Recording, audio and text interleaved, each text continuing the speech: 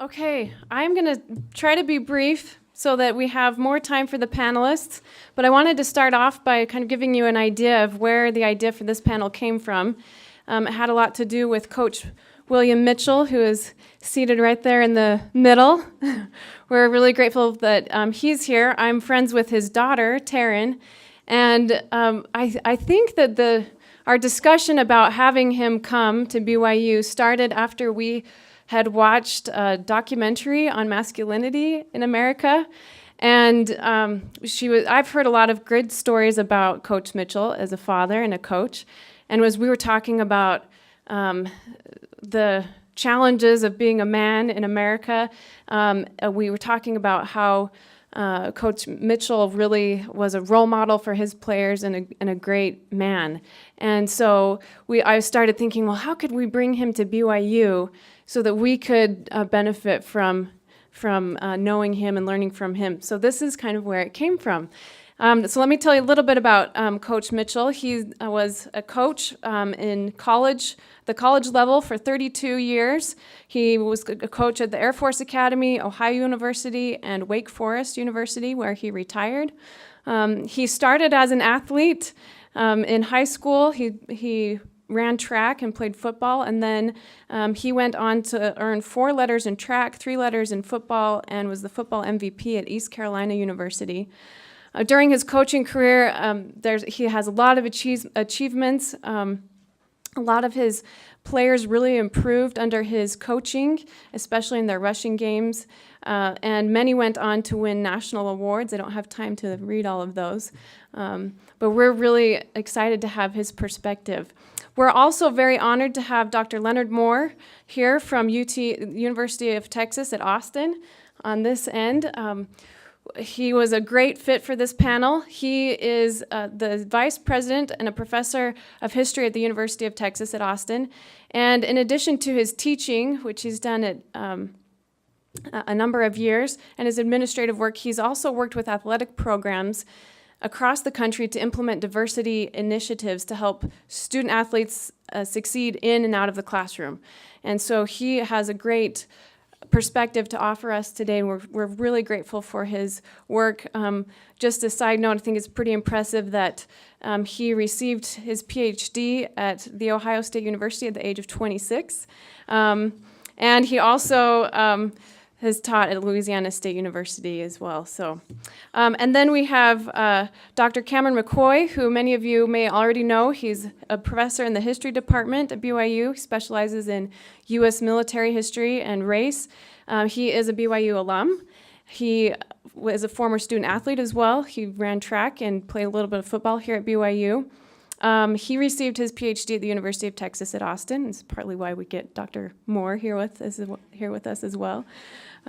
He also completed a postdoc at the U.S. Military Academy at West Point before coming here, and he has served multiple combat tours and overseas assignments, for example, in support of Operations Iraqi Freedom, and Enduring Freedom, and he continues to serve as a Reserve Marine Corps infantry officer. He actually has that in common with Coach Mitchell because Coach Mitchell was in the Air Force and he was a pilot there.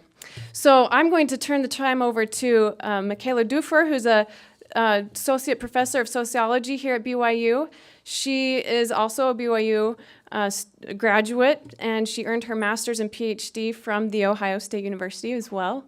And she's published on issues of race and gender in sports, so she adds a lot of expertise here, and we're very grateful that she agreed to moderate and get us thinking. She looks at promotion patterns among college basketball coaches, stereotyping in the NFL draft, pay differentials among professional tennis players, and positional segregation among U.S. football players and rugby league players. And she is a competitive powerlifter who is constantly afraid of not hitting squat depths at meets. Thought that was a fun fact. So let me turn the time over to Michaela, and please join me in welcoming our panelists here today.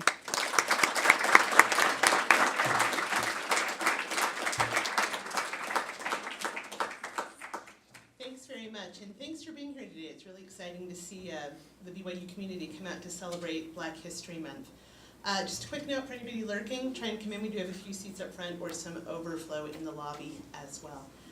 Let me just really quickly lay out how we'll do this today. I have a number of questions for these gentlemen, perhaps too many.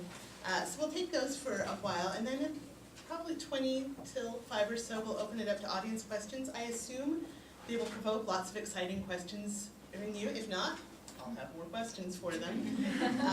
And then afterwards, we found that sometimes students have more things they need to say or need to talk with the panelists. And so after we've exhausted all of those audience questions, if you'd like to stay, the panel will be available for that latter part of the meeting today. So I think that's how we will go for it.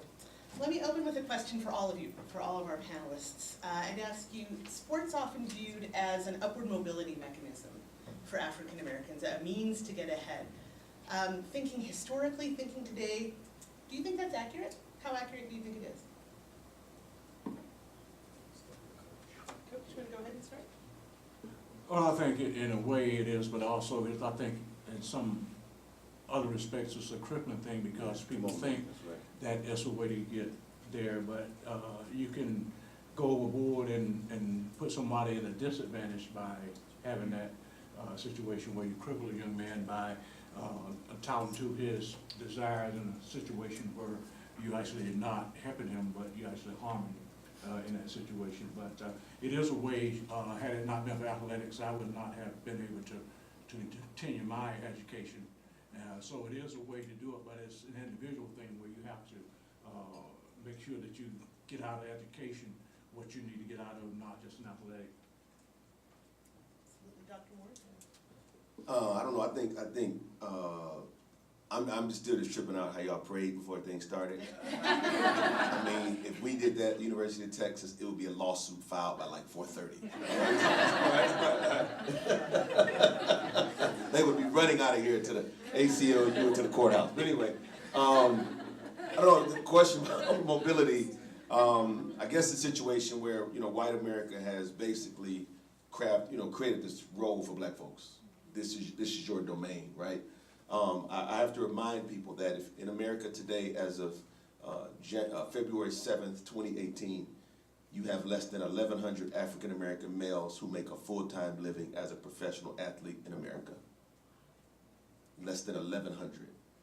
But since we're disproportionately represented, and since ESPN, the 6 stations of ESPN, constantly show black people, number one, we think there are a lot of black folks making a living. And also, most people have this idea, because you see so many, and they show the same black athletes over and over, it's the same ones they show. And I'll end with this. If you ask a typical white person in America, what percentage of America is black? They won't say 13%. They will give these high numbers, and I think it's because of the high visibility of the few African American professional athletes we see on TV. So the effectiveness goes beyond sport even, using this as this mechanism, Dr. McCoy? One of the things, as you ask about upward mobility, I like to look at it in terms of which doors does it open. And I like what Coach Mitchell said. Well, no, it's going to open a bunch of doors for you, but you don't know which door is the correct door, and that's where your academic identity needs to be high. And so few, their athletic identity is super high. Like that's not the thing that's going to keep them from moving upward. What's going to do is they're going to plateau.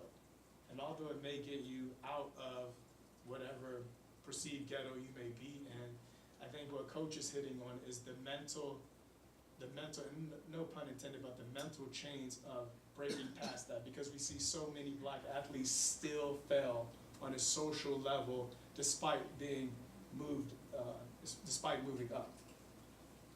Let me follow up with you on those points then. Maybe this is a sociologist's question, thinking about the structure that these young athletes are in. But you would think, given that coaches, when you look at the professional level, owners, people like that, given that they need the human capital of these athletes, that they would take care of them and help them with that upward mobility. What are the flaws in the system that create these things you're talking about where it can be crippling? Or you might go through the wrong door. Shall we start at the other end? Start with Dr. McCoy? They do care about them. They care about their bottom line and how their bank account's going to look at the end of the day. So they do care about them. And it's not necessarily whether or not they matter, they do matter, but they're not the priority. So we're not going to see, I mean, when we see black NFL owner or you see multiple, and then you'll see the difference. But as I shared with one of my classes, I said that's difficult because, as Dr. Moore astutely pointed out, 13% of the black population is in the U.S., right? 13%. 6.5 is male. And of the 6.5, 40% are incarcerated. And most people don't know that. Like Dr. Moore said, everyone thinks, oh, all these black athletes are just all over the place. No, it's just they're centered on because they're under a magnifying glass. And Dr. Moore made a comment a couple of years ago at a conference at UT, and he says they still are on a plantation. He said, look at the symbolism of a stadium. Look at the symbolism of an athletic training room. And I think that's very accurate. The fact that I could even say owners certainly plays into that plantation kind of symbolism as well. Dr. Moore, you may have stolen everything you wanted to say. No, I mean, I think it's right. When I look at some of the behavior of our college coaches, and it goes on here too, don't fool yourself. When I look at some of the behavior of our college coaches, the way they talk to these young men and young women, I couldn't cuss out a female student of mine. I couldn't cuss out a graduate student of mine. You know, if I said something even remotely dealing with somebody's gender or how these coaches have feminized these players, there will be Title IX charges filed on me and probably lose my job. Why is it acceptable in athletics for a 50-year-old white man to talk to black boys like they're crazy? And I told some of the white coaches at Texas, you would never talk to a black man like that in the street. But why is it acceptable? Because again, there's this plantation mentality, you know. And so, you know, we don't like to use that terminology, but that's just what it is. And I tell all the guys, you are not, at Texas and other places, you are not on an athletic scholarship, you are on work study. A scholarship is where you show up, you go to class, and as long as you get that GPA, they renew the scholarship. So we got to quit saying it's a full ride and a free ride. No, I bet you the football team at BYU is working out right now, and their first game is not till the first week of September. All right, so we got to start changing the terminology around, you know, around college athletics and pro athletics. Well, if I understood the question right, when you're talking about coaches and the mobility of players, you have to realize, now don't fool yourself, a lot of the things that go on is not for the mobility of the player, but it's for the mobility of the coach. Yeah. And sometimes coaches take that attitude that, you know, it's for them. If they win, they move up. If they win, they get paid more. If they win, they do this, they do that. So a lot of the things that happen is not because of the players, you know, welfare, it's because of the coach's welfare. And what you said, and I was fortunate enough to be the NCAA rep for my schools where I work. And what happens a lot of times, like the timekeeper, you got 20 hours a week to work with players, 20 hours. Okay, and that's meetings, practice, and everything. Okay, and if you call a meeting, that goes on your clock as a 20-hour meeting. It's part of that 20 hours. You got 20 hours to do whatever you got to do during the day. Now, some players will come and ask you questions. You can talk to them, but you got to count that as part of the time that you spend with the players. And at the Air Force Academy, when I was at the Air Force Academy, we did 20 hours. If we could get 20 hours, we jump up and shout. You know, we got probably a whole of about 10 hours of that 20 hours. And when we met with them for meetings, we had to go meet with them on lunch hour. You know, we had to meet with them lunch hour. We had to go at their lunchtime to meet with them to count as part of that 10 hours. Now, there's some places I know, and I won't call any names, where that 20 hours turned into about 36, okay? And what happens, you know, it's a coach you work for. Some coaches, I turned down jobs with coaches because I refused to work with them because I didn't believe in that. And until you get that attitude with coaches and places, that's why the hiring of coaches is so important, not just necessarily on the win-losses. I know plays from junior high, which was 50-some years ago, okay? So it's not about the X's and O's, it's about all those other things. That's right. Come on, coach. It seems like the coaches get far fewer concussions. I'm worried about their mobility instead. Dr. Moore, I hope you'll jump in on this if you can, but I had a question mostly for Coach Mitchell and Dr. McCoy. You've both been involved in the military. And at least in terms of the labor market or the workforce, the U.S. military is one of the more integrated workplaces in the United States. And one of the theories behind that is that when people have a common goal that they have to work toward, that they overcome stereotypes, they overcome discrimination, that kind of thing. No atheists in a foxhole kind of thing. You would think that sports would also play into that. They have people pulling together for a common goal. Do you think that actually applies to sports?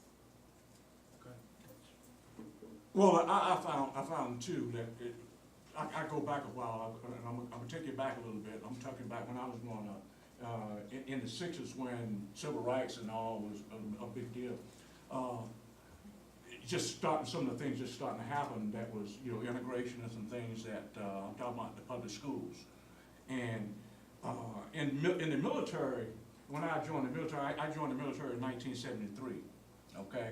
I was commissioned and went that route. In the military, I found that a lot of the things that society had not reached yet, in the military they had already started doing, as far as integration things, okay?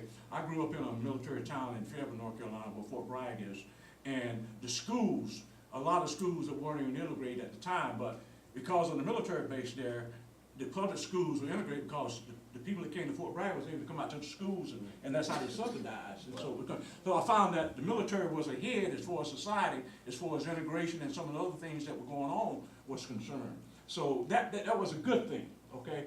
But the sad thing was, outside of that environment of the military, you had to go back to reality, and it wasn't happening everywhere. So that's where the light came. And then I take athletics, like we same thing. You're working for a common thing in athletic. Everybody's working together, okay? Some of the best friends I have were not black on the athletic team because we had a common thing to do.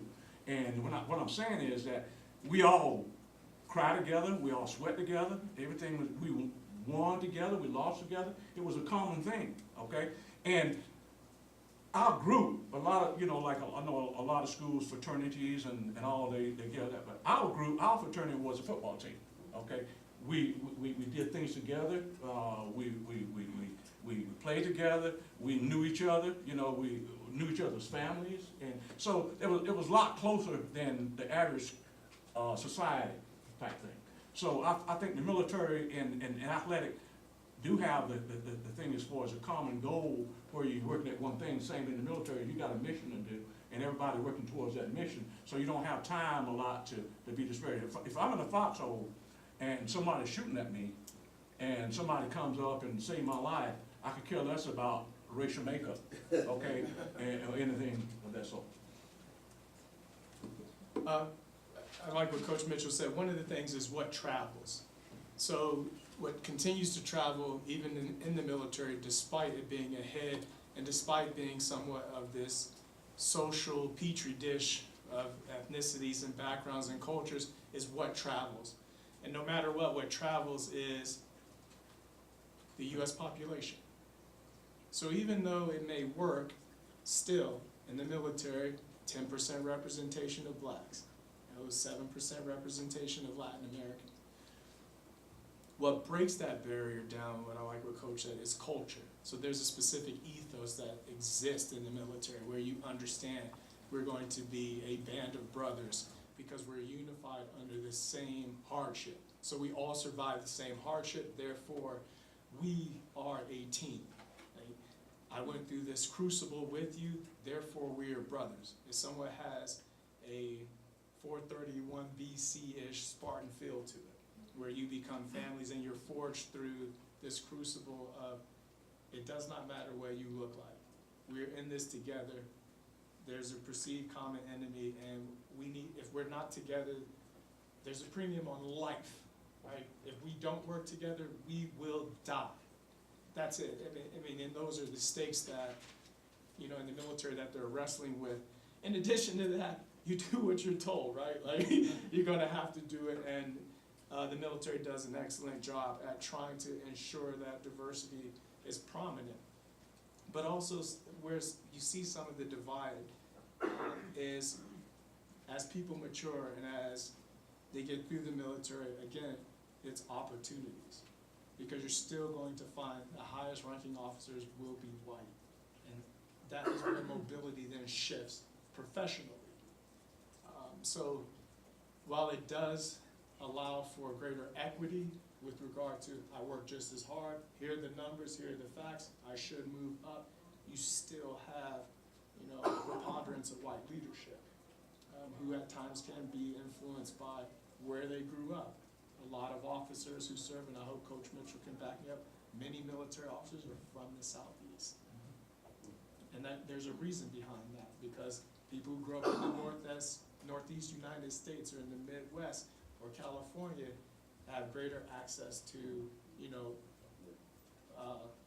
greater lifestyle choices and going to college more readily.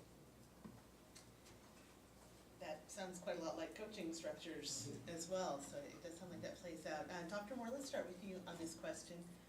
A number of really gigantic shifts in the sports landscape have come at the hands of African-American athletes moving those actions. So we think of someone like Ed O'Bannon filing the lawsuit that forced the NCAA to not be able to profit off of student athletes' images and killed probably some people's favorite video games. The Olympic Dream Team kind of put the last nail in the coffin of the amateurism ideal in the Olympics. Kurt Flood sued and kind of created free agency, which is even controversial today with players threatening a work stoppage right now. Why has it been African American athletes who have driven those shifts? Because nobody looks out for us but ourselves. I mean, that's the reality. If you think about it, let's go back to Jesse Owens, dropped out of Ohio State, no degree, single parent, goes to the Olympics, wins all those medals, but 3 months later can't get a job in Cleveland, Ohio, working at a gas station in Cleveland, Ohio. Look at how the government used black athletes in the 50s and 60s as goodwill ambassadors. They'll take professional athletes all around the world to put on these exhibitions, you know, it's the height of the Cold War, to show, hey, the U.S. is not racist at all. We have these black athletes. And I think there's always, you know, on one hand, while you applaud something, I mean, Ed O'Bannon was selling used cars. So although he's filed a lawsuit, he's selling used cars. And really the movement, I think the shift began to turn in terms of student athlete rights and even potentially paying student athletes when the white Jewish quarterback from UCLA, Josh Rosen, went off last September. He said, we can't be regular students. I mean, you got to go read the interview. It was amazing, but understand, he was criticized a little bit, but in the Washington Post did an article this fall. It said the #1 reason why most Americans don't think college athletes should get paid is because of the racial dynamic. Think of this. Next time you watch a USC, UCLA game, Berkeley, and I don't know who generates the revenue here, but think about it. If you watch a USC game, football is the money maker. Football funds everything else at USC. So you got black kids from the hood and from working class backgrounds at USC whose labor, right, subsidizes the other 31 sports. Let me put it more simply. You got 17 and 18-year-old black boys who America finds no value in, but their labor is funding scholarships for white elite kids in the country club sports. Only in America. Dr. McQuaid, to kind of connect to that, you had mentioned earlier another example of a white athlete doing something and being praised for it, where African-American athletes were being pilloried for it, which I think plays into Josh Rosen can say it. Right. Will you tell us more about that? Yeah, so the example that I brought up was Chris Long, and I believe a lot has to do with who his father is and the position he holds with Fox Sports, and that may have a lot to do with. In addition to that, despite him donating his entire 2017, 2018 salary to charitable donations, it's easy for him to come out and say, well, I'm supporting Malcolm Jenkins, and I'll stand up for civil rights, I'll stand up for social justice, and it's because he has the proper face. He's the correct vessel, so to speak, to use BYU language, that is more palatable for America. Well, Chris Long can say it because, #1, Chris Long's dad was a beloved Los Angeles or Oakland Raider, I don't even know, I'm too young to know when they did it, but when he was a Raider. And then his son is rich.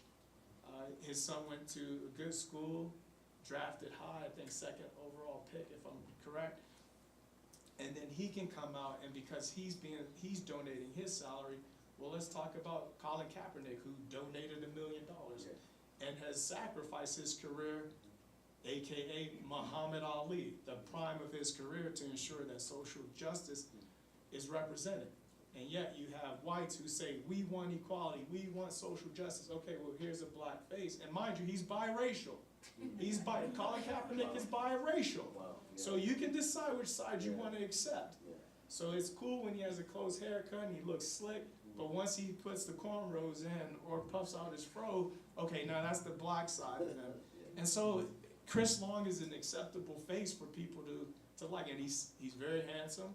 And I just find that that's a contradiction where you have two athletes who are standing up for the exact same thing, doing it in different ways, both positive, and yet one is saying, I would like police brutality to end against people of color, yet one is employed in a sport that endorses brutality, gratuitous brutality, and yet his message is received so much easier than Colin Kaepernick's. Let's stay with Malcolm Jenkins, who you mentioned for a second, an Ohio State Buckeye. Do they know who Malcolm Jenkins is? He played on the Eagles, that's what we'll bring up. The Super Bowl was just this last week. Malcolm Jenkins is a starter for the Eagles who won the Super Bowl. But he's been quite outspoken in the recent protest movements, along with his teammate Chris Long, and of course several other people, or many other athletes in the NFL. Given that this is Black History Month, talk to us a little bit about their place in history, and the history of protest in sport. Coach, shall we start with you? Yeah, well, first of all, I want to go back and say a little bit about what was said earlier about the money aspect of what you were talking about with athletes. I think that,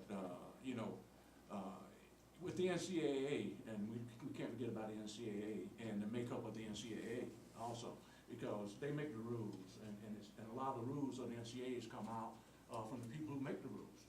And I think they put a situation on athletics where you can't do, if you have a recruit on campus and you give him a Coke and he's not an official, a visit, you can be punished as an institution, okay? That's an NCAA rule, okay? Now, as far as getting paid to play, I think, like I said, the revenue that's generated, I know that when you go to a bowl game, you probably don't, it's published in the newspaper. You look at the bowl game and see how much money is made on one bowl game. And you get one of the top tier bowls, you're talking $17, $18 million for one game, okay? And a lot of conferences, like I was part of the ACC. The ACC is a revenue sharing conference. That means that the team on the end that doesn't have as good a team is going to get just as much when they after the bowl count. They're going to revenue share, and they share that money to all of the schools in that conference. So you get a chance to do that. Along with basketball, same thing, revenue sharing conference. If Duke win the national championship, North Carolina, whatever, a school that's not as planned as well is going to get that money when it's divided up, revenue sharing conference. So all that money is made. The athletes, only thing they get, they allow, is very from about $400 or $500 worth of paraphernalia you can get at the bowl. Okay, that's what they get. Okay, and a ring and some things like that. Now, don't get me wrong here. They get an education, but they also giving up something else too. Okay, when you take a regular student, just call them, ask them what their day is. How much? Take someone that's a student, take an athlete, bring them in the room and say, what did you do today? Write down their schedule. And you're going to find that the athlete does everything that the other student does, plus that other 20 hours that he has to do during the week, or she, okay? And that's the way it goes. So I'm not in favor of making it a professional sport by paying them, but they need to be some compensation, some things for that, okay? I think they need to get some benefit of some of the revenue that they bring in. He made a good point. The football team, all the schools I've been, of course, with the exception of Air Force Academy is independent from all the funds. It's a different thing. But the other schools I've gone is that the revenue from the football program finances and all the other sports. And the athletic directors at the schools I've been fortunate to work at would take and make it such that all the other sports, when football was doing well, all the other sports would do well because of that revenue sharing part I was just talking about and all the money you get from a bowl game, and they were shared. So you had all the other sports come and support the football team because they know that they were going to get part of that revenue that was generated by the football program. So you had athletes, like I said, sacrificing, might be a poor kid from out of the ghetto in some city that was subsidizing some guy that didn't need the money to come to school as an athlete. Coach, I say this, you know, we say these young men are getting and women are getting a free education. I say they're sitting in classes. I mean, if you look at the typical major college program, if you came to BYU and they said you can't take any class after 1 o'clock because you got a sport commitment from about 1 to 5:30, your selection of majors would probably go from this to this. All right, and coupled with that, there are some academic departments who specifically don't teach their major classes in the morning because they don't want athletes in the class in the major. Because they feel like we have too many black kids in this major, then people will look at the major, they'll say it's not rigorous, all that kind of crazy stuff faculty members talk about. So we're in situations now where a lot of these young men and women don't even pick their own classes. They show up and a schedule is made out for them, all right?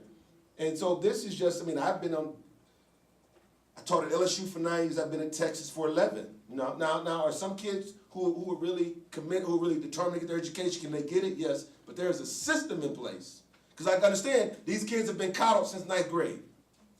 I don't know how many of us had an admissions officer from BYU texting us every day we were 15. And constantly blowing us up. Imagine that for 2 or 3 years, right?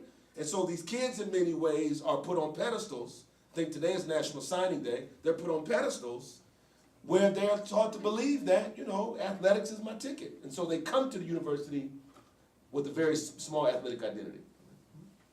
I want to ask something. Well, I'm waiting for that pedestal myself as a player. When I was an athlete, when I first started in, I was told that I was going to get all these things and all this, and I was going to be treated this way and this way. I'm still waiting. I haven't received it yet.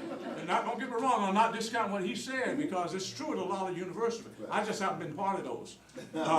But it is a situation where you put them in a situation where they go to class and all. Now let me tell you talking about the class where you can't take class. You're exempt from certain classes, like we didn't have one, we had 2:30, where we couldn't take class out 2:30, and some professors wouldn't want it like that. But I was also, when I was taking in football, I was also in ROTC, in the military ROTC, Air Force ROTC.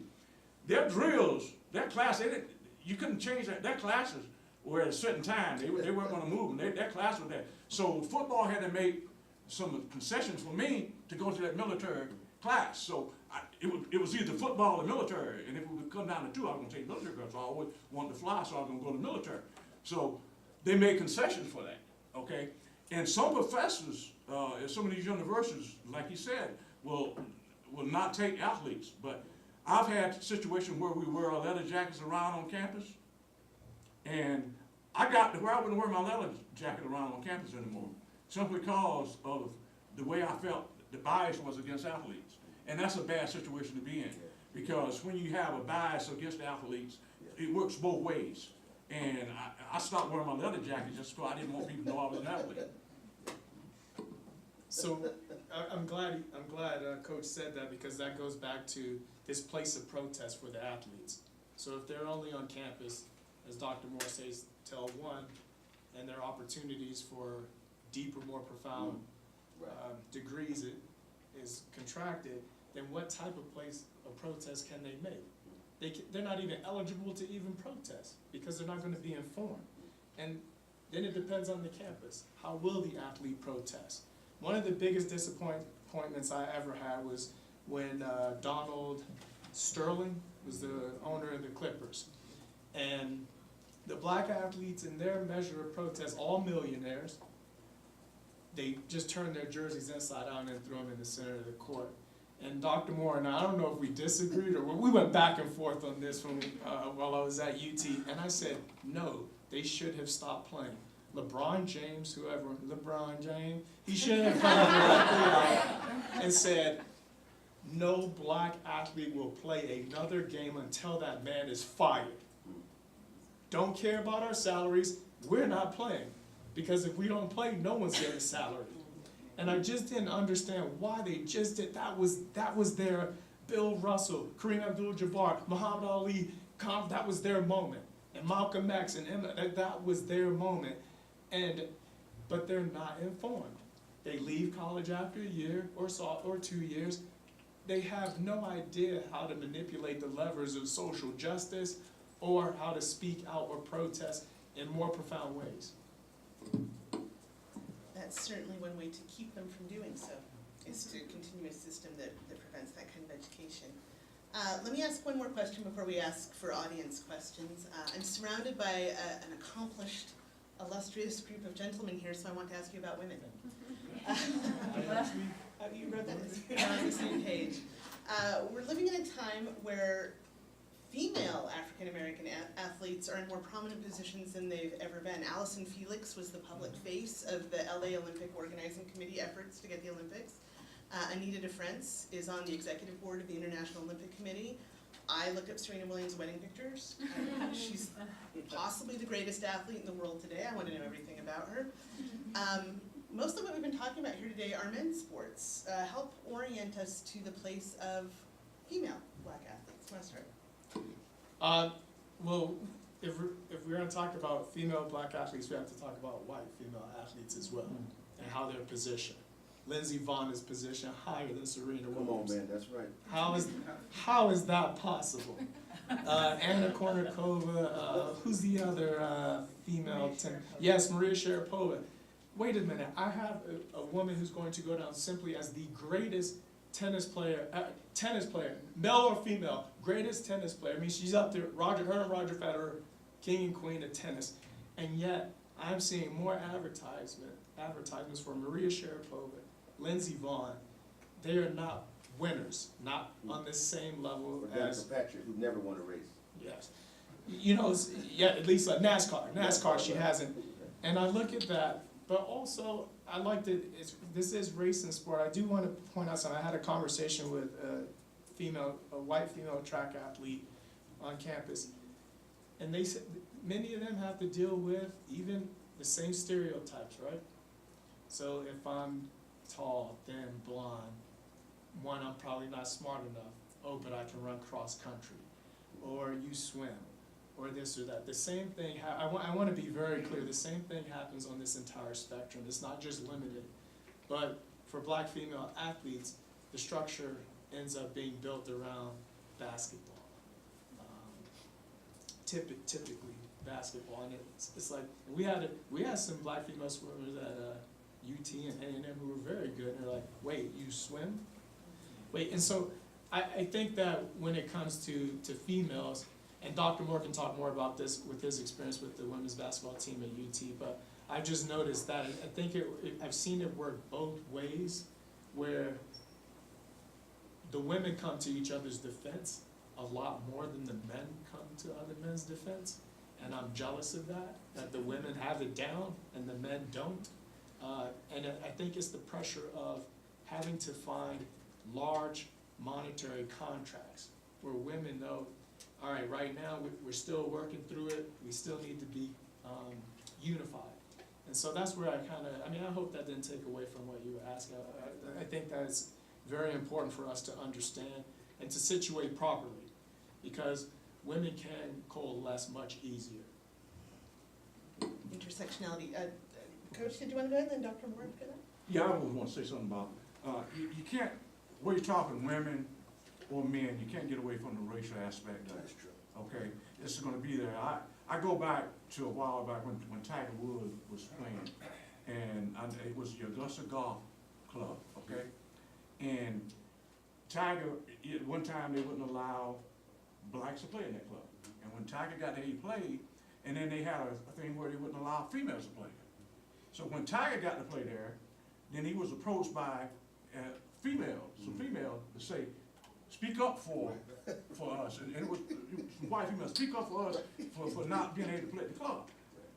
But those same white women didn't say anything when their husband wouldn't say anything about the black men not playing. So it was still a racial thing, but what I'm saying is that you got to help each other, okay? I look at the up until Tyler and I come back, women athletics was, and the opportunities were, you know, disgraceful as far as what was happening. And that didn't solve anything, but it helped out a lot, okay? Where you started having to do, you know, equal here and equal there. And as having a daughter, having sisters, you know, they should have the same opportunity to play sports that I have if they have the ability to do it, okay? And I look at the same thing like the situation in the golf thing, okay? It should be a disappointment or disappointing to you if someone don't allow someone to play in the golf club because of their race, just as much as because of their gender, okay? So it's an equality thing, and you gotta look at both sides. So I live with two female athletes, a 10th grader and an 8th grader, all right? So my 10th grader plays basketball, and my 8th grade daughter, she plays, she was captain of the cheer team and probably the best volleyball player on the team, all right? So, but anyway, typically you talk about black women athletes at the collegiate level, they typically leave with nothing.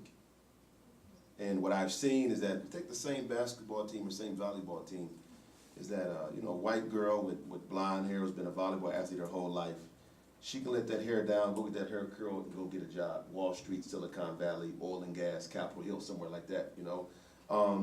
But in terms of black women on the job market, even after they've been a high-profile athlete at a major college, it's really difficult for them to make the transition. And although my white coaches and white alums and white sports fans don't realize it, but we look at the white athlete as being intellectually sharper than the black one, and I've never figured that out. Every day I get my class, I put two pictures on the screen in my class. It's a picture of a Chinese girl playing the violin and a black girl playing basketball, and I say, which one is the intellectual? Everybody chooses the Chinese girl playing the violin. Why? Everybody does it, and you black folk do it. She's smarter. I said, well, when that sister's coming down on the fast break, she has to think.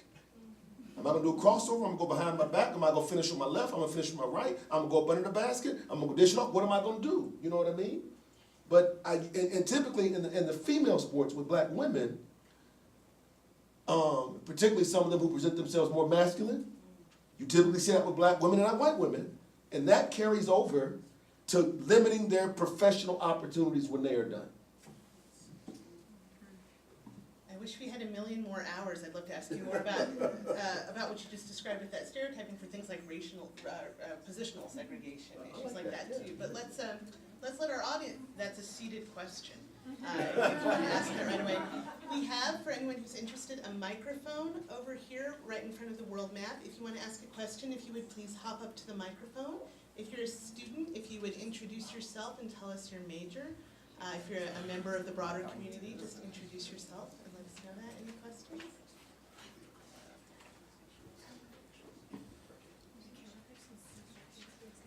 Really quickly before that, we have some seats up front, if anybody would like to come up. Well, first of all, I would just like to say I've never seen this many black professors on campus, so thank you guys for talking. Hey, well, I think we're going to dinner afterwards, so hope we and Cameron don't get in a car accident. Y'all won't have any, all right? I'm sorry. So, my name is Melody Jackson. I am an American Studies major here with emphasis in history and literature and sociology and Portuguese minor. So I've taken a class, I took a class last semester called Sports in American Society. And so maybe my question is because I didn't pay attention to class, but something I've always wondered is how some athletes, especially professional athletes, are drafted right out of high school, or they're drafted before finishing college.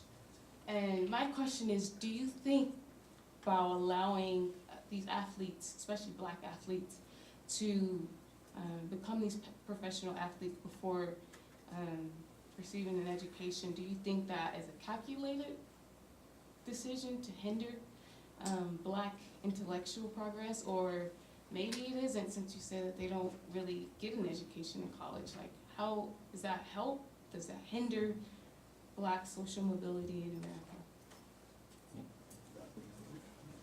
Well, I think first of all, you know, it's different with different sports. Basketball, you can go right out of high school into the professional. In football, you cannot, okay?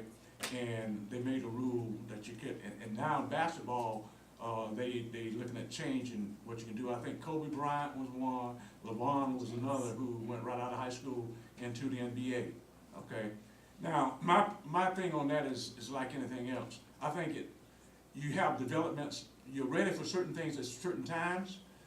If it was my child, I would prefer they go to college first, but in a situation where that person is coming from a family who may have financial needs, and they can make millions of dollars right away, and then still get the education paid for because otherwise they may not have gotten it or go to college.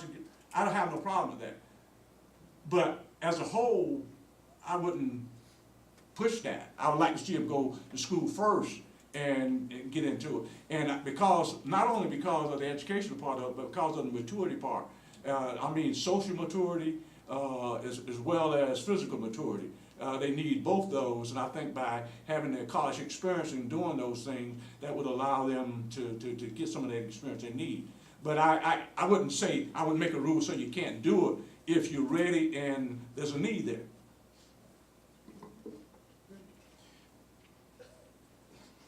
Melody, you bring up a good point. I would ask a question, or at least just throw it out there. Okay, role models. Where are the role models at? Typically, these are young men who come from single-parent homes, typically, not all of them. And then who are their role models? LeBron James. That's the only role model they have been exposed to, because that's the only way typically out of a neighborhood, right? That's it. You know, typically may not have a dad at home. Mom may not know a lot. And I believe that what happens is what I've seen and what I've experienced with Dr. Moore and our work together is a lot of times they get to a campus, and what type of campus are they going to go to? Are they going to an HBCU? No, because it's not going to get them the exposure they want. So they're going to a PWI, predominantly white institution. So this is the first time they've ever been exposed to white faculty, just like many of you, first time you've ever been exposed to black faculty. So they don't know how to engage. They believe that no one understands their culture or can speak to them in the way they want to, so then they feel alone. They're like, well, the only thing I've ever been able to rely on and count on is my ability, and that's what got me here. So since I feel alone and really don't like it here, and I need to go somewhere where I can feel part of a team again, where all my brothers are in the NBA and the NFL, then let me just go early. I can't necessarily say it's a failure on anyone's part, but it's lack of opportunities. I mean, again, how many strong black intellectual role models really are going to, one, they're all scooped up and taken to UT, right? And pay lots of money there, right? So you're going where you can make a lot of money, and typically when you go into those types of social circles, there are not a lot of minorities in those circles. So, I think particularly for black athletes in college, they need somebody to guide them through the process. But the problem is, high-profile athletes, their whole life have been taught to obey the coach. The coach is looking out for himself or herself at the end of the day. But we don't look at it as a transaction. I tell when these kids come to UT on a recruiting visit, I'm like, hey, this is a transaction. It ain't this family stuff. The coach don't love you. He ain't even gotta like you. It is a transaction. In exchange for your labor and you performing, they're gonna get you the best coaching, the best strength staff, the best nutritionist, and it's a trade-off. But understand, you only get it for 3.5 years, because after your last game is over, you cut, you're done. You don't get nothing else. And so I have a daughter who plays basketball 10th grade. So this past summer, she played AU basketball. She finished 9th grade year, so she got 4 letters in the mail. Louisiana Tech, Texas State, Harvard, Princeton. Harvard basketball. So this past weekend, me and her took an unofficial visit to Harvard, met the coaches and all that kind of stuff. My point is, she needs somebody to guide her through the process. And somebody said, Dr. Moore, Harvard don't give athletic scholarships. I don't want my daughter to get an athletic scholarship, because when the coach start acting crazy, she can just walk off the court. So that is, we need people guiding, and I hold assistant coaches accountable. Because sometimes too many assistant coaches are accomplices on the recruiting visits where they are lying to people. How can you lie to a 17-year-old? But you know what? It's just that culture where everybody's lying. and then they go through the process of de-recruiting. You know what that is, right? When you sign with a school, they chase you for 3 years, you sign with them, then you sign when you get here, the coach don't even talk to you for a year and a half. The game is vicious, but I place all the blame not on the NCAA, not on the university president, not on the athletic director, but the coaches and the assistant coaches who are building their careers off 17 and 18-year-old kids. To add to that, before you get to college, you need to back up to the high school coaches. Because some of the high school coaches, get recognition by sending these kids off to schools too. If I'm at a high school and I got a reputation of sending kids to Division I schools all the time, that's helping me to get an offer somewhere at a college. Okay, that's how it works. Okay, and he's exactly correct. I've been on recruiting trips where, in the parents, when you bring on, as a parent coming on a recruiting trip with the kids and the coaches telling them and things like that, that's why it's got to be a trust between the coach and the school. Sometimes, and I've been fortunate to work with coaches who had some integrity, and some people I wouldn't work with. But if you allow a coach to tell you this is going to happen, this is going to happen, you don't question it by somebody who knows, then that's the parent's fault also, okay? But you got to trust somebody in that staff, and you know who they are, okay? You know who they are. If you come, the only thing about the visit stuff, all the coaches are available, and you can tell who's going to tell you the truth and who's not a lot of times. And a lot of times when you come on a campus visit, we used to tell people when they come on the campus visit, say, as you walk around campus, you talk to another athlete, the athlete's going to tell you things that he know about, things that he heard from other coaches. Say, just grab a student, okay, grab another student. See somebody walking on campus, call that student over, say, come here, can I talk to you a minute? Say, my name is such and such, I plan on coming to school here. Tell me about your experience here. Tell me about how you like it here. What's the makeup here? Well, how do they treat you here as professors? How do they treat you here as far as a student? Okay, ask someone, just anybody, and that you get a feel for it. A lot of kids go to school, not because of the school, but because of the coaches. And I find that to be more and more now than before. And they go to school because of the coach, because of the integrity of that particular coach. And that is why LeVar Ball is so disruptive and scary. And I love LeVar Ball. I have a provocative question to follow up with that, but I don't want to take up time from the audience. I don't see anyone at the microphone. Does anybody want to? I'll be your planet. My name's Ryan Gabriel. I'm an assistant professor in sociology here, one of the few. One of the two. One of the two. Don't die. So, talking about positional segregation, I think that's really interesting. I'd like you to kind of also discuss if you can, kind of the narratives around Yeah, you sound like a professor. I'm sorry. The narratives around black and white bodies and how that potentially perpetuates a racial hierarchy that was founded in slavery. Yeah? All right. Okay, I'll take it. So one word I learned from Dr. Moore is positionality, and one thing I like to add to that, what I learned from him was also proximity.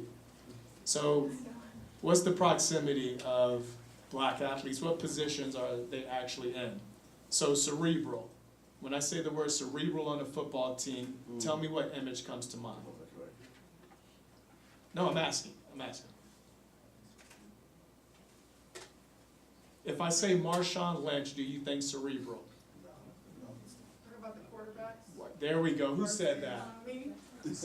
All right, there we go. How are you? Good to see you tonight. See you too. Glad you came. But that's it, right? But if I say a beast, a monster, who will you think of? Marshawn Lynch, right? Does Cam Newton even get put in as being called cerebral? No. Quarterback. Tom Brady, Kirk Cousins, Jimmy Garoppolo. all cerebral, right? Alex Smith, cerebral. They can give quantitative measures as to what that player will bring to the team. So with regard to when we look at plantations, when we look at the slave narrative, to that, it plays out the same way, almost. Where the lighter you are, the more cerebral you are. And if you do have a Lamar Jackson who should have won the Heisman Trophy again, because his numbers were, I think, better than they were last year, no, we want Baker Mayfield. And so I think that's just, those are elements that have carried over, and we see these residual effects throughout. And again, I don't like to read too much in depth to things, because I kind of want to just enjoy sports for what they are at times. But it's very difficult. The more you read, the more you study, the more you're exposed to these things, you really start to see it come to fruition. And just, it is always, this player needs to know his place. Like, even though he may be black, he may have to transition to wide receiver when he gets to the NFL. Because the royal bloodline of quarterbacks in the NFL is reserved for Tom Brady, for Nick Foles, for Jimmy Garoppolo. Let me say this. I was at a Texas-Wisconsin basketball game. If you ever watch men's basketball, Wisconsin, they always gonna roll 4 white guys out there. They always about 6'9", all right? And they gonna win. So I'm at a game sitting in front of these Texas good old boys in front of me. And Texas was losing, and this old white guy said, "I can't believe we're losing to a bunch of white guys." And that just goes to this belief that a lot of Americans, black folk, buy into this stuff too, that we're just naturally gifted. Newsflash, we don't have extra bones or extra heels, or we don't. But people really believe that. And I remember, but here's how it affects the white athletes. You have a white sister who's super fast. But when she goes to the track meet against those sisters, she's defeated even before the race starts. But she's been told by the culture that she can't compete with them. And I remember my white neighbor, he told his son in 7th grade, he said, "Man, you better, you about done playing football or basketball, because you know you can't compete with those white guys, those black guys." And that is something that is woven into, in many ways, just our popular culture, that we're just naturally gifted. I've been a professor 20 years of my life. I go to an event at University of Texas, a woman who I know very well, Asian woman, introduces me, and she said, "And Leonard played basketball in college." I said, "I did?" But a lot of people believe, right, that if you're black or female and you went to college, you got a degree, that you just naturally assume. And I bet you the black students at BYU who are not on athletic scholarship, somebody has asked you, "You run track? You on the basketball team?" It just goes with the territory. But also with that, Dr. Barr, I want to add one thing, and just draw tighter into Dr. Gabriel's comment, is also there's this acceptance of white athletes in black circles on teams, right? Where white athletes, they are more accepted than other white athletes. When I ran track, my good friend here, Kyle Grossar, among all the black athletes, he was most accepted. And, he becomes honorary, right? And there is also that, right? That blacks and whites are also finding friction with, right? Where, he can say this or he can't say that. Richie Incognito, we saw that with the Miami Dolphins. So I think that's something that also plays into what you're asking about with regard to the slave narrative. How many of you have seen the movie White Men Can't Jump? Let me see a show of hands. You've seen that movie? Okay. That's a typical stereotype situation right there. When they playing basketball, they had the pickup game on the side, and the fact that they didn't want to choose him and thought that they, with the scam. And that's what he was talking about, right? That's where you get back to it, that stereotype. And stereotypes go both ways. It's not just black against white and whites against black. It's both ways, okay? And I've been in a situation, and I'm not going to call any names, no coach's name in school. I've been in a situation in a track meet one time where we weren't even in the race, but I want you to go there and warm up to try to intimidate some people. Okay? That's situation. And if you can do that, I won't call his name. But let's go there and warm up. Go there and warm up. You're not even in the race. Let's go there and warm up to make them think you might run. So that you can, then you tell me that's not stereotypical. Yeah. I study sport and I'm still boggled by that story here. So really introduce yourself as your question. So my name is Kamel Green. I play football here. I'm a recent graduate in political science and a minor in communications. I feel like I kind of want you guys to expand on it. I don't know if you guys have much familiarity with it, but I want to talk about the outliers that we have in certain programs when it's predominantly white. Therefore, you have to, so for example, like football and basketball here at these programs where there's a lot of white guys on the team and there's a minute amount of black guys on the team. So even when you are better, or when you're naturally better, you naturally perform better, just because of the politics behind it, and we're such a minority. Now, unlike, you know, at the other schools where you're going to be a minority by default with the student body, when it comes to athletics, typically, you're a majority when it comes to athletics. But a school like BYU, you're actually a minority, and I feel like a lot of programs don't talk about the difference when there's about 10 guys on the team, maybe 5 guys, for example, like BYU, is about 7 of us. Where you can actually perform better than those guys, but when that guy is close to you, then he's maximized. So it'll be like, I'm faster than this guy, I'm stronger than this guy, I could play this position and this position better than this guy. But since, Jimmy's fast, then Jimmy gets more recognition for it, because just the political realm of, just because, when he's fast, it's maximized. Like, oh no, that white boy's fast though. But I'm already faster than him and stronger than him in any aspect. You know what I mean? And I feel like the difference is for the holistic point in sports, you don't necessarily see that. So we don't really talk about it when it comes to basketball, when it comes to football, specifically at programs like BYU or maybe Navy or Army. I can't, specify those certain programs, but I can tell you that BYU in particular is an outlier. I played at Washington State University. That was the first school I played for, and it was different. We were the majority, but here I'm a minority. Here I know I can perform better than certain players, but I already know that I have to be 3 times better, but typically, like you said, that stereotype is perpetuated in a positive way. But at a program like BYU, that stereotype goes against me, because now I have to be 10 times better. I have to, I'm a double minority. That means I'm non-LDS as well as I'm not white. So in a school like BYU, where religion actually has a big thing to do with it too, when you have to understand that, and I know you guys understand this, so I'm not saying you guys have to understand, but for a school like BYU, up top, there's not a lot of color up top.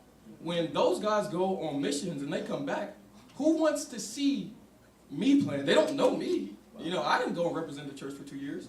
They want to see Tommy, who represented the church for 2 years.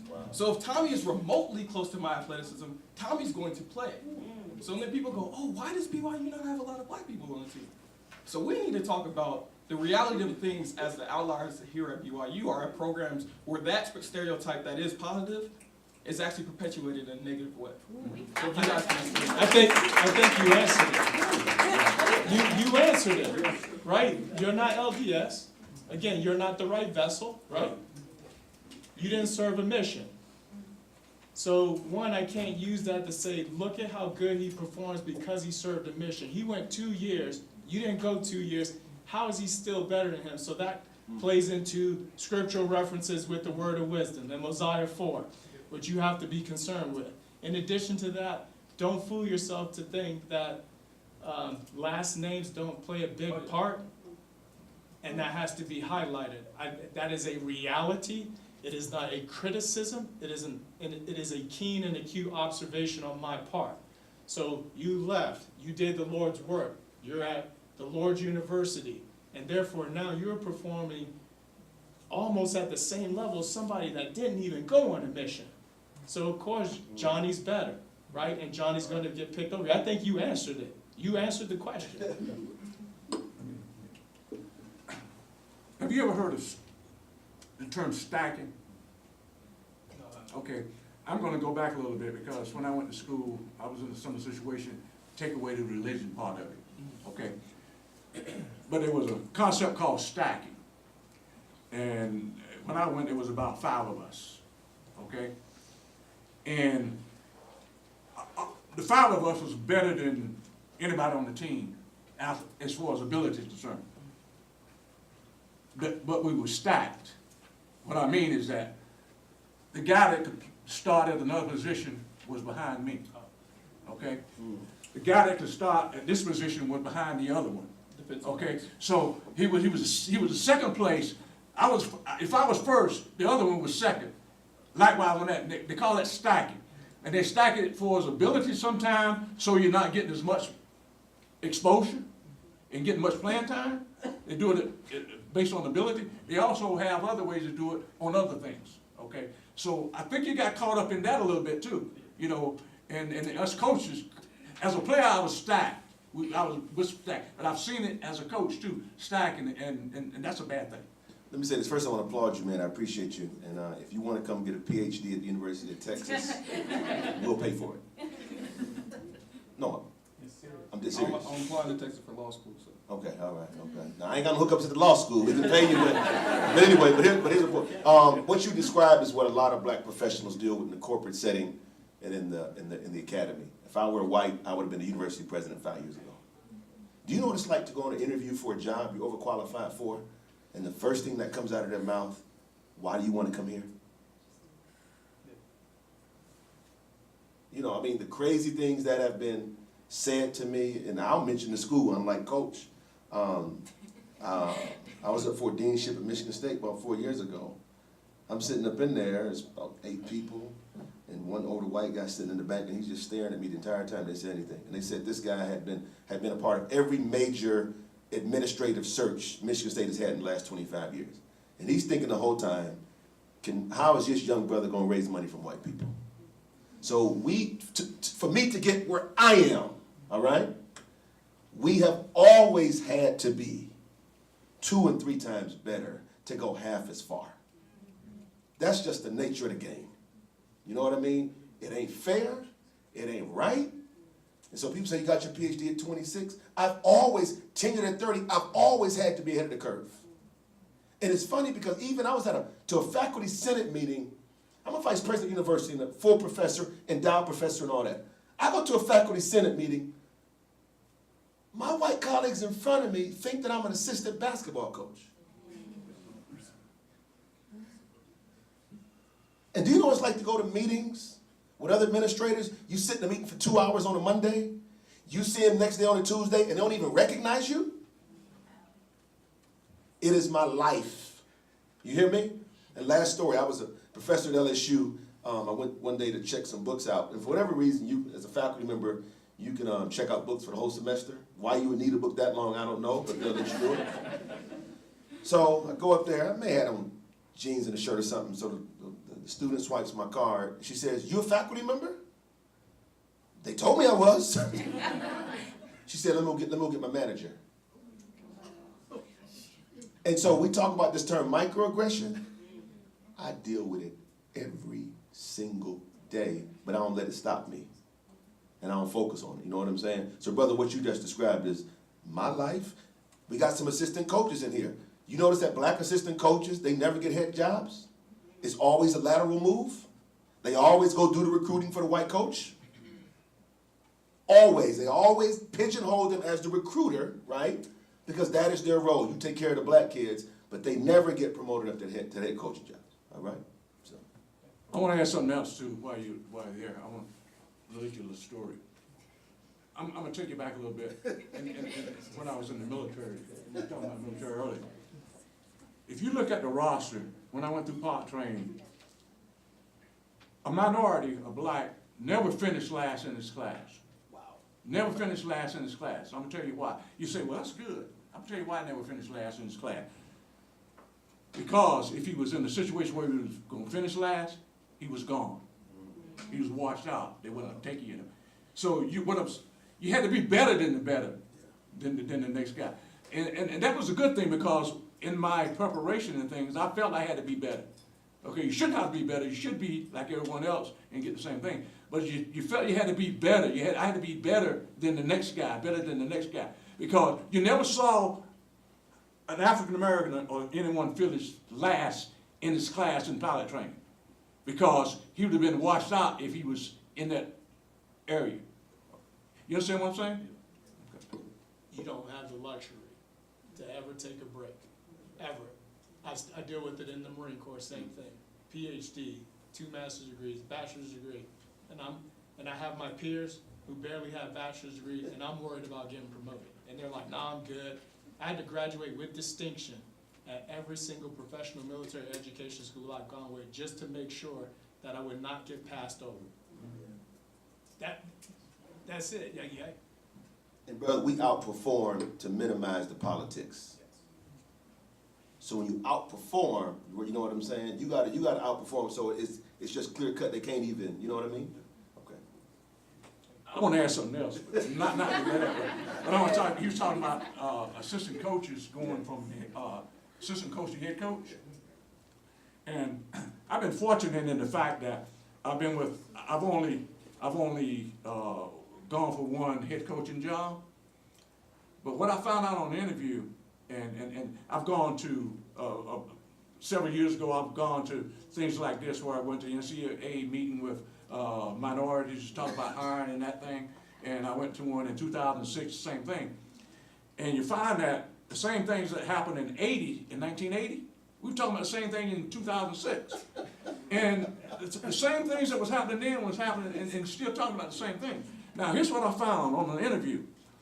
And one of the guys, he played for me at Air Force. He was a quarterback at Air Force. And he was on our coaching staff. He was our defensive coordinator when I was at Ohio University. And when we left, I was considered for the head job at Ohio University, and he was considered for the head job at Ohio University. And this was a reality. Like I said, it's not about X's and O's, because it was not about football. But what I found out was this. It was about fundraising. You sitting right here, you know about it. Fundraising. It was about fundraising. Who could fundraise the most? Well, Ohio University, the alumni is mostly not me, okay? So most of the alumni was not like me, so they wanted somebody that could fundraise in that community, okay? Not whether they won or lost, okay? But I have the impression that if you win, a lot of people don't mind getting off some money sometimes. But they were looking at it, who could fundraise right away, okay? Well, he was only there, he wasn't very successful. They fired him after 5 years, and they, but what I'm saying, he got some fundraising for him. So it's not always about your ability in your job. It's an alternative motive a lot of times. One of the things that I hope the rest of our audience hears in this discussion, for the people who are LDS here, is you better mourn with those who mourn. That's quite a story, and that's a lot of stress to hear. You're just going to have to be better all the time. So you best mourn with those who mourn. You have a question. Hi, my name is Kai Clements. I am a sophomore here at BYU. My major is international relations, and I have a minor in Arabic. I've gathered a lot of questions I've learned a lot of new things, but the most prominent question that I wanted to pose to all of you is, in a country where industries take advantage of minorities on a regular basis, why has the athletic community in particular targeted African Americans? Why is this the minority that is being targeted and exploited more than others? I don't know if it's being targeted. I will say, from a black perspective, athletics is the only arena where we feel the playing field is level. And why is that? I mean, it's just a field where we feel like your talent will take you as high as you can go. You know what I mean? Professional sports is immune to business cycles. College sports is immune to business cycles. That money's going to keep coming. And because of that, there's been an opportunity for us. So I don't think we're being targeted. I just think that when the playing field is level in all areas, you ain't gotta look for diversity. It's gonna happen.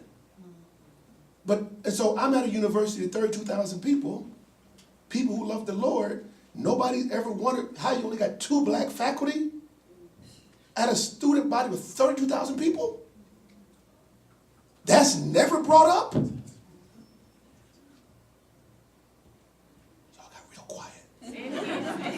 But I mean, how? And so my point is, so your processes are wrong, because you ain't getting the best people.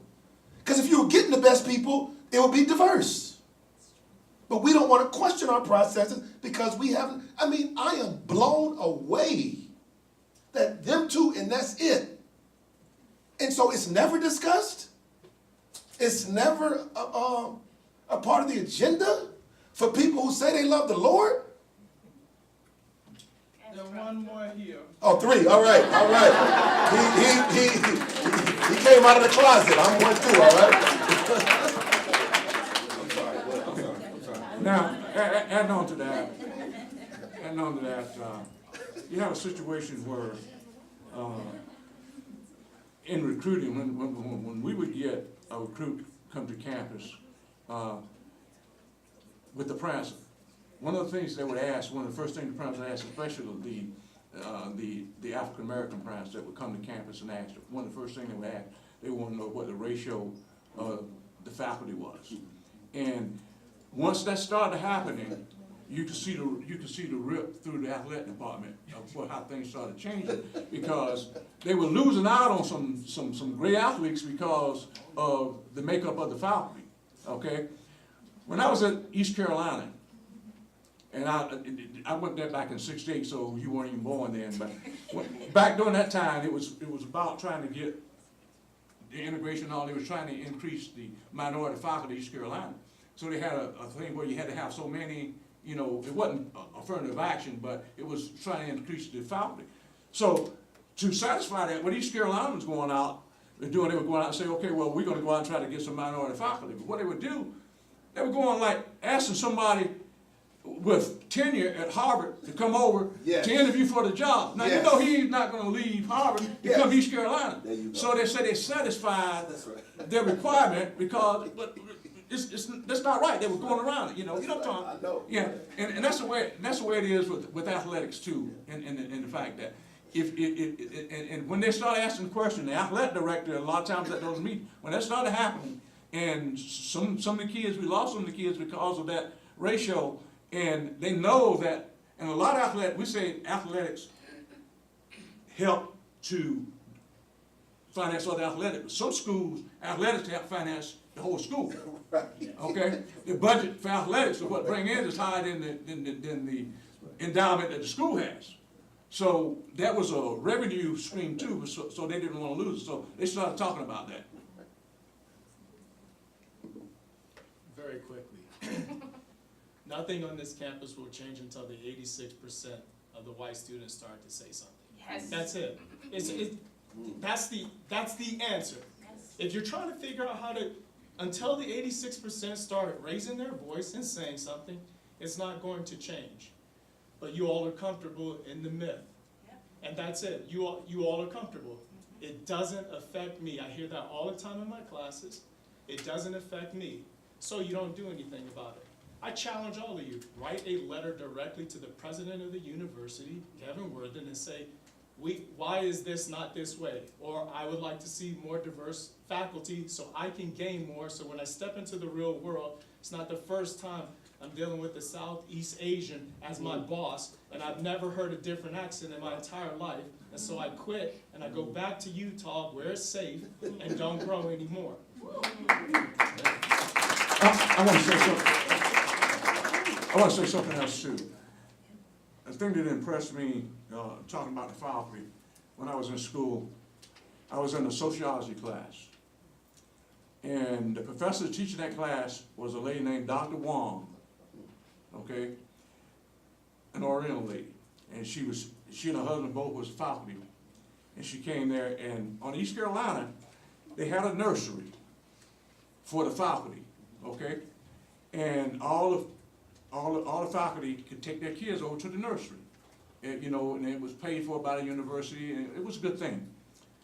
But Dr. Wong, we were in this class, and Dr. Wong said, I don't send my kids to the nursery. And so I said, you don't send your kids to the nursery? She said, no, I send my kids to a nursery downtown. And one of the white students asked her, why? And she said, because the nursery on campus does not have any minority children in it. And she said, I don't want my kid, the first time they come in contact with minorities is when they're going for a job interview or when they're in college. And that hit me because what it said was, and here's someone not even from this country that recognized what was going on with that situation that other people sitting in the room didn't realize. The white people benefit the most from diversity. Black folk, we know how to operate in an all-white environment. Latino folk know how to operate in an all-white environment. But I just get concerned about my students, you know, from suburban Houston and suburban Dallas who've never interacted. And the learning environment is impactful. I teach a class at UT called the Black Power Movement Cameras TA. 500 students, 300 of them are white. And they love it because they've learned. Now they feel like they're empowered. Now, Doc, I can go out into the world. So if my only job offer is in inner city Oakland, I can go there and be successful. All right? Thank you. I'd like to say something to try to answer your question, but I want to really sincerely invite the three of you to correct me if I speak wrong. But I'll say it. Sport has to do with physicality. Every sport you can think of is embodied in some way by doing something with your physical body. And the United States has a long history of white people feeling really comfortable with either owning or exploiting black bodies. And so I think you can draw a really straight line from our history of slavery and other kinds of exploitation to your question, which is why is sport an industry? Thank you very much.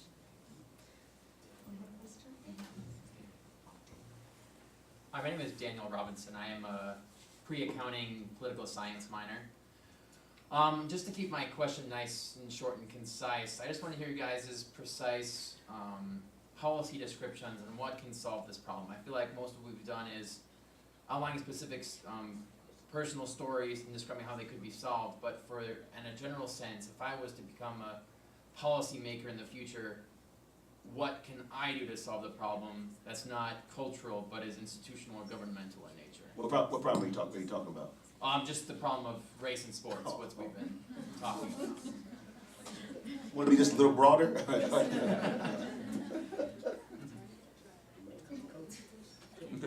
Well, I think again, some of the things that we discussed now is try to not to get rid of your own personal biases about things, and just take it as if you're looking for someone to do something or someone to as a job or whatever, the qualification. Is this person qualified for what I need done? Is this person qualified to take my situation where I needed to go? Is this person qualified for me to make her a success of my business or whatever? Is this person qualified? Okay, they did a thing not long ago where they had some I think it was NBC News, where they had some applicants put application, they didn't have a name attached to it, and they took the application, let people read the application, and they chose the people both based on the application, not looking at them, and then they chose the people and they didn't tell them who they were, and then they did the same thing with the interview with those same people coming in. 3 other people that was chosen when they didn't see the application were not chosen when they brought them in.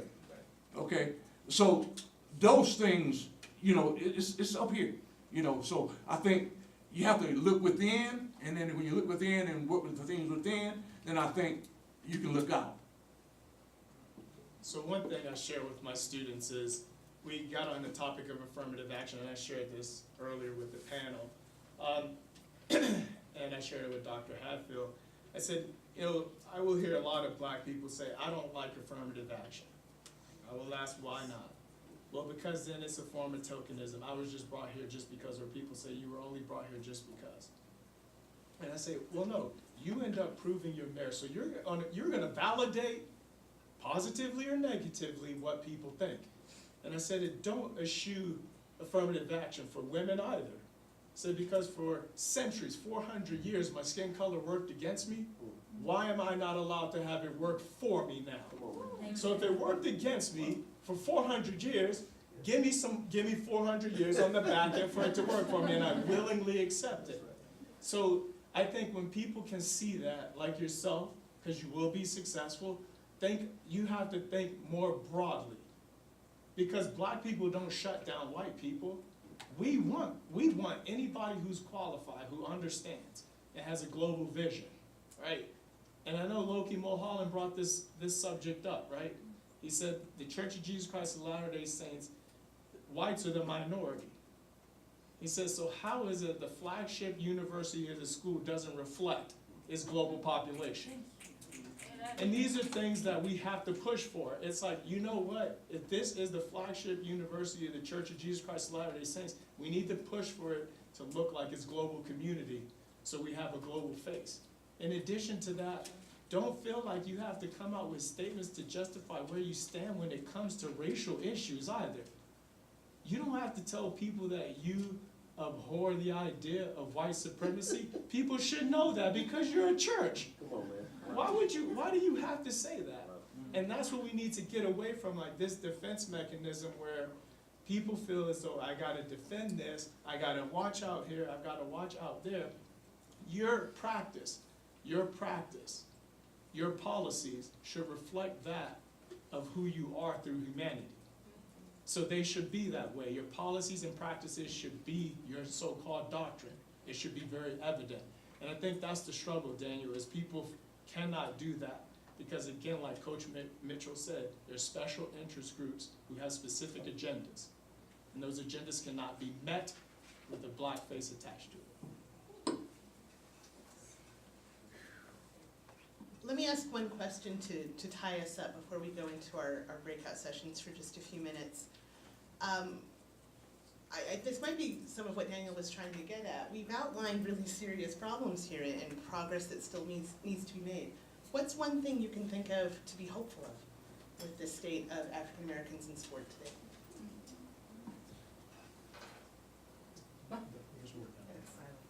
Oh, I mean, it still provides opportunity to college scholarships and all that kind of stuff.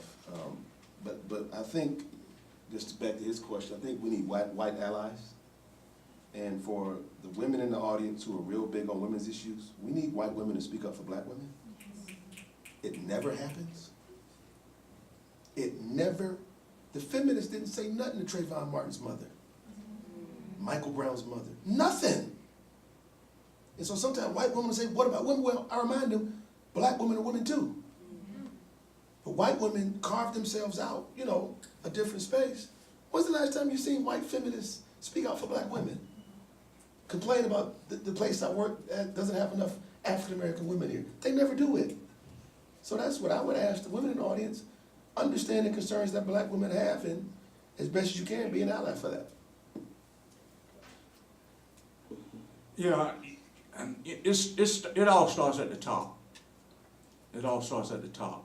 And I think change comes when the people making the decisions at the top or as diverse as the people they're trying to bring in. And I'm just going to throw a few stats out for you. You know that 90% of the LPS schools, that's the football subdivision school, 90% of the presidents at those schools are white. 90% are white.